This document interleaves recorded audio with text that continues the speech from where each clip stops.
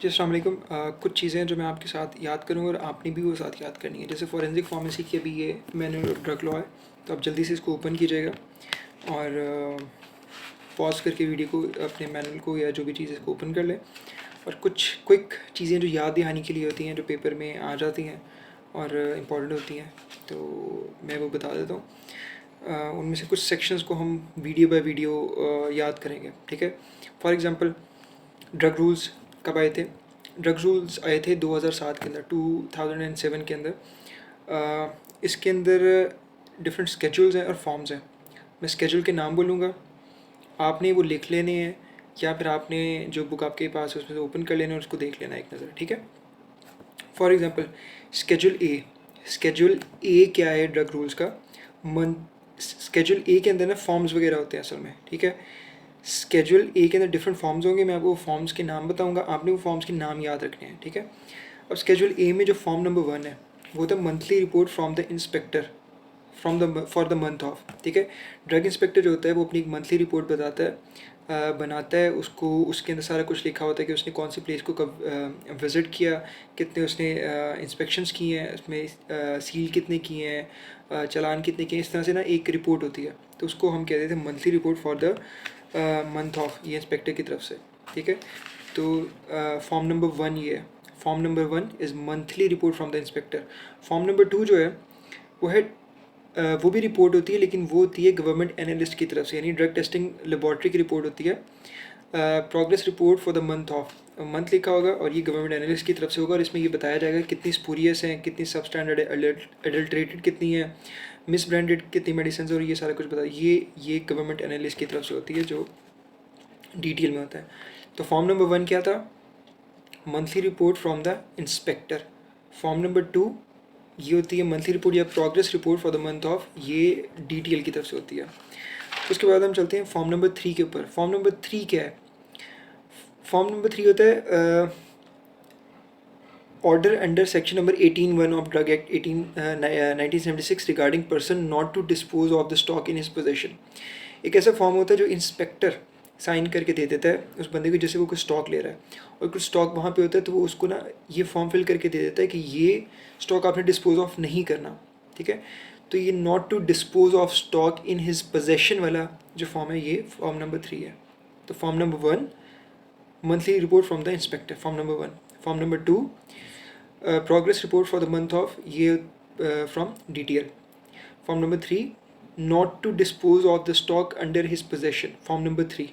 Form number 4 क्या है?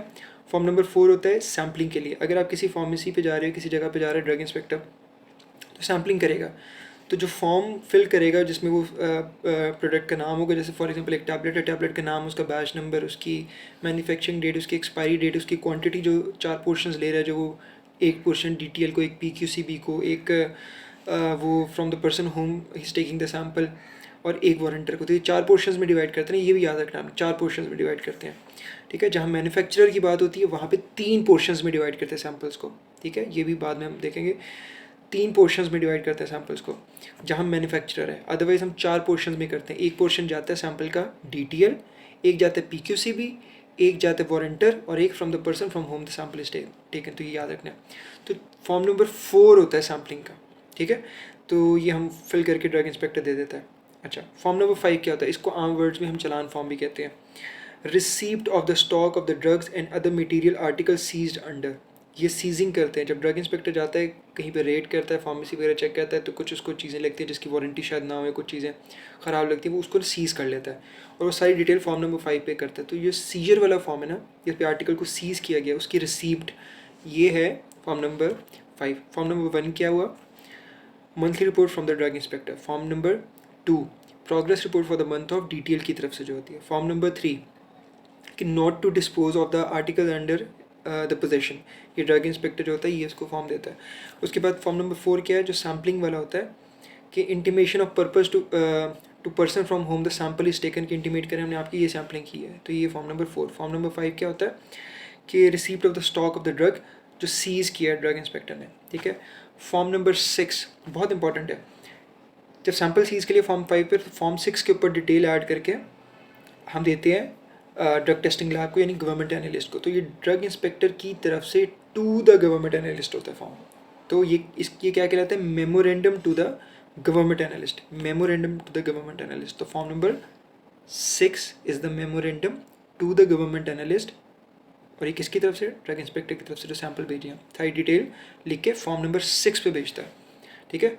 तो फॉर्म नंबर 1 क्या हुआ, monthly report from the drug inspector. Form number 2 progress report for the month of from the government analyst, जो detail वाले देते हैं।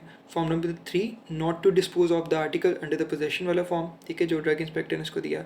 फॉर्म नंबर 4 कि आपको वो बता रहे हैं इंटीमेशन ऑफ द पर्पस, जिससे सैम्पलिंग ले रहे हैं, ठीक है, उस बंदे को फॉर्म नंबर 4 दे रहे हैं, सैम्पलिंग का फॉर्म है ये। फॉर्म नंबर 5 सीजर वाला, कि आर्टिकल को जो सीज किया है वो वाला फॉर्म जो है ये, फॉर्म नंबर 5।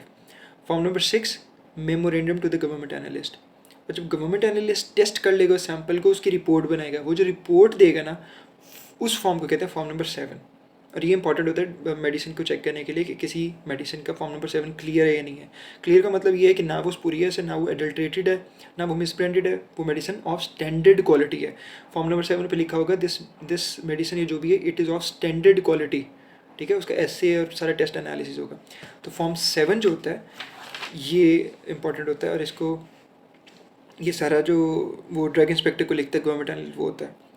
फिर फॉर्म 8A, अब ये याद रखना अपनी 8A क्या है।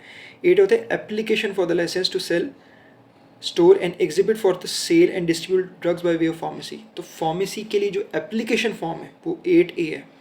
8A क्या है, फार्मेसी के लिए एप्लीकेशन फॉर्म, जो स्टॉक डिस्ट्रीब्यूट सेल ड्रग्स वगैरह के लिए होता है by way of pharmacy. 8B क्या, 8B होता है application for the licence to sell, store, exhibit for sale and distribute drugs excluding the drugs in the schedule G by way of medical store. तो application, simple लफ्ज़ों में application form for the medical store होता है ये, ठीक है। Form number 9 क्या है, फॉर्म नंबर 9 है licence to sell drugs in a pharmacy. अब लाइसेंस जो होता है वो कौन सा होता है, form number 9।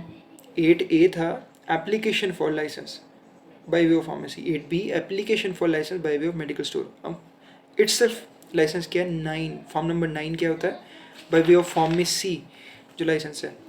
Form number 10, form number 10 होता है मेडिकल स्टोर का लाइसेंस, मेडिकल स्टोर का लाइसेंस, ठीक है, ये आपने याद रखना है। और इसके अलावा फॉर्म नंबर डिस्ट्रीब्यूशन का भी आ गया। खैर ये आपने फॉर्म्स को याद रखना है, ठीक है, ये डिफरेंट फॉर्म्स हैं। इसकी वीडियोस आपने अपने साथ वीडियो को देख के लिख भी लेना है और साथ देख भी लेना है। Thank you.